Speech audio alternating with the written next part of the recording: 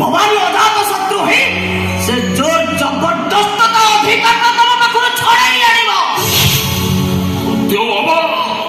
ଚୁପ୍ କର ତମେ। ପୁତ୍ର ମୋହ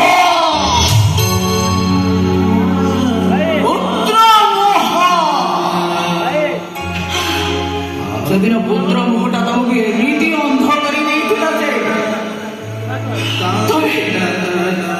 ତମେ ମୋ କାକୁ ଦେଖି କିଛି ବି ଶୁଣି ନଥିଲ। ଜୋର ଜବରଦସ୍ତ ମୋ ପୁଅଟାକୁ ମୋ ପାଖରୁ ଛଡ଼େଇ ଆଣିଲ। ଆରେ ମୁଁ ତ କହିଥିଲି ତମ ପିଲାକୁ ମୁଁ ଦୁନିଆ ଯାକର ସ୍ନେହ ମମତା ଅଛାଡ଼ିଥିଲି। ମୋ ଛାତିର ସବୁତକ ଅମୃତ ମୁଁ ତାରି ପାଟିରେ ଢାଳି ଦେବି। କିଛି ଶୁଣି ନଥିଲ ତମେ। ଦିନ ପରେ କଣ ଛୁଆଟାକୁ ତମ ବାପ ପରିଆ କାଟିକି ହାହାକାର କରି ଉଠିଲାନି।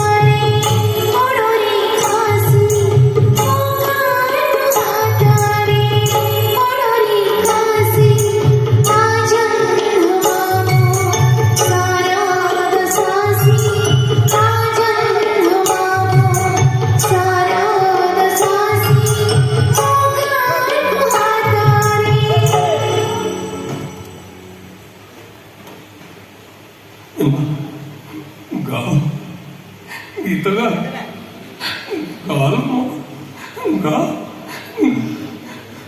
गीत गाइबिनी तू गीत गाइले ମୁଁ ତ ସବୁ କଥା ମାନିବି। ସବୁ କଥା ମାନିବି।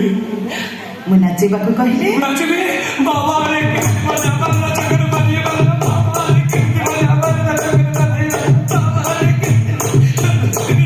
ବସିବାକୁ କହିଲେ ବସିଲି। ବସିବାକୁ କହିଲେ ଅଧିକାର ଛଡ଼େଇ ଆଣିବାକୁ କହିଲେ ଜୋର କରି ଛଡ଼େଇ ଆଣିବେ। ଏଇ ଅଧିକାରଟା ଜୋର କରି ଛଡ଼େଇଆ।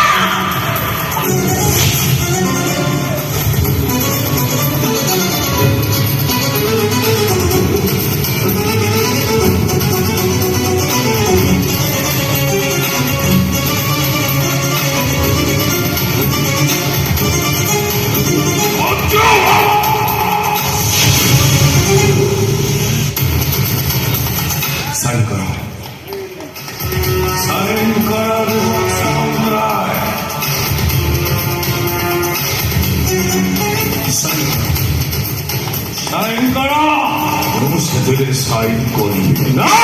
ଭାଇ ସେଥିରେ ସିଗ୍ନେଚର କରିବି।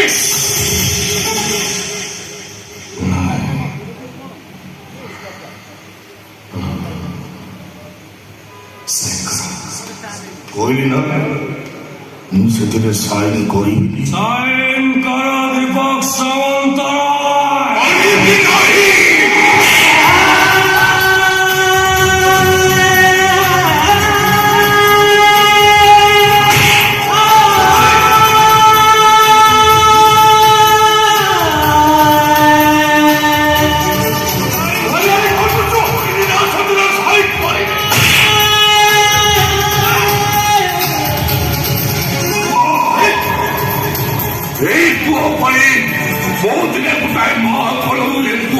ছড়িয়ে আনিছিলি প্রাশ্চিত।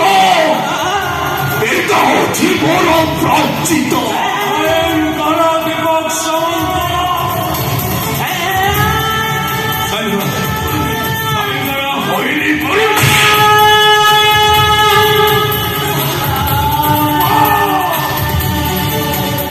ସରକାର ସବୁଠାରୁ ସୁନ୍ଦର ସୃଷ୍ଟି ହଉଛି ମା।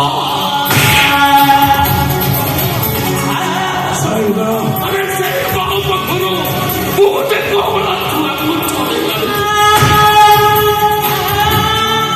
ପ୍ରାଚିତ, ଏଇଟା ହଉଛି ମୋର ପ୍ରାଚିତ।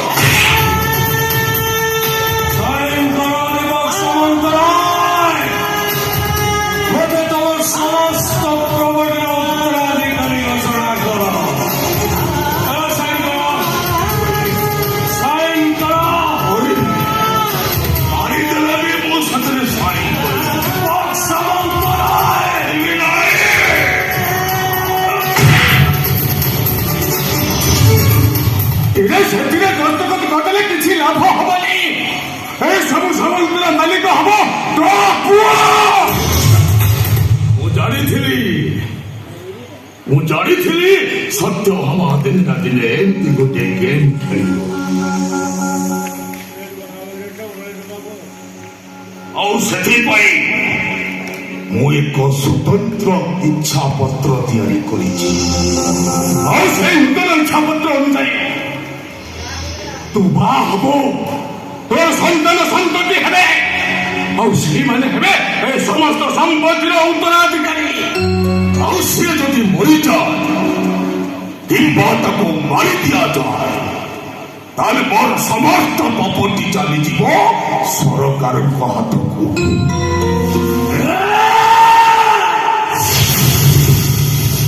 ମାରିଦେବେ, ମାରିଦେବେ, କଥା ସତର ମାରିଦେବେ, ମାରିଦେବେ ତମ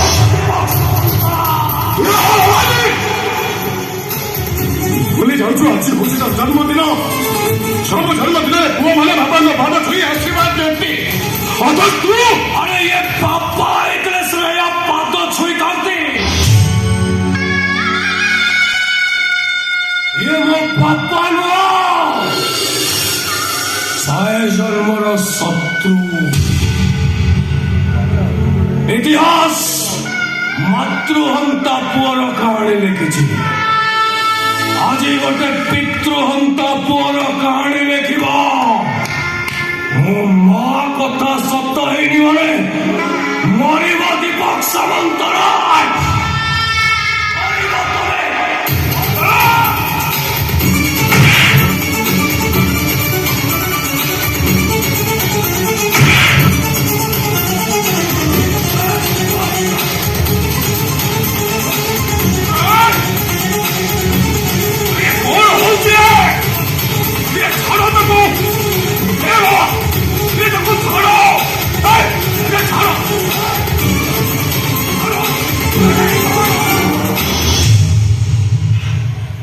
어쩌죠?